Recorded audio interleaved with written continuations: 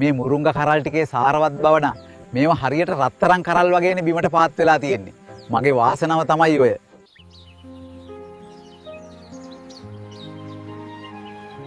මේ සල්ලි වලින් මම කරන්නේ මුරුංග තව වවන්න නෙවෙයි. මම ගන්නවා හොඳ එළවැස්සියක්. මේ තීරණය මට ගොඩක් වැදගත් සහ මම හිතනවා මේකෙන් මට හොඳ අනාගතයක් ගොඩනගා ගන්න පුළුවන් වෙයි කියලා. එළවැස්සි පැටව් ගහනවා, පට්ටිය ලොකු වෙනවා. මම කිරි විකුණලා මේ පළාතේ ලොකුම පොහොසතා වෙනවා. හරක් පට්ටිය විකුණලා මම ගන්නවා නිල් පාට ලොකු ලොරියක්. ගමේ හැමෝම බලාගෙන ඉඳී මගේ ලොරිය දිහා. මම මේ ලොරිය ගත්තේ මගේ මහන්සියෙන්. හැමෝම පුදුම වෙයි මගේ මේ අලුත් ගමන ගැන. ලොරියෙන් නගරේ බඩු ගෙනත් ගමට දෙනවා. ගමෙන් වී හාල් අරන් නගරයට යනවා. මම තමයි මේ පළාතේ මුදලාලි. හපොයි. ඒත් මේ ඔක්කොම හරි මම ලොරිය ගත්තා මේක දාන්නේ කොහෙටද? මේ මල ඉලව් මුරුංග ගස දොරකඩ තියෙද්දි ලොරිය මිදුලට ගන්න බැහැනේ. ලොරියට ඉඩ ඕනේ. මේ වගේ ගස් කීයක් වුණත් කපන්න පුළුවන් ද අපේ නෝනෙත් සතුටු වෙයි අපි එන්නෙන්නම දියුණු වෙයි. ඉතින් මේ හැමදේම මම කරන්නේ අපේ අනාගතය වෙනුවෙන් හොඳින් හිතා බලා තමයි.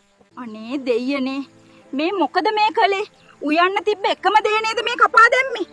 මොන පිස්සුවක් වෙහිලාද මේ මිනිස්සෙට? උඹ දන්නේ නැහැ සිරියාවති මගේ ලොරියට ඉඩමදි නිසායි මම මේක කළේ. නැති ලොරියක් ගැන හිතලා තිබ්බ ගහත් නැති කරගත්තා. මොන මෝඩ වැඩක්ද මේ කරේ?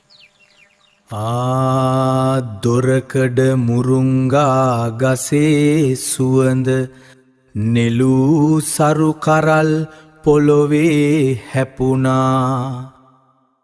නොපෙනෙන ලොරියක් හිතේ මවාගෙන ඔබ සතුදේ ඔබ විසින්ම නැති කරගත්තා.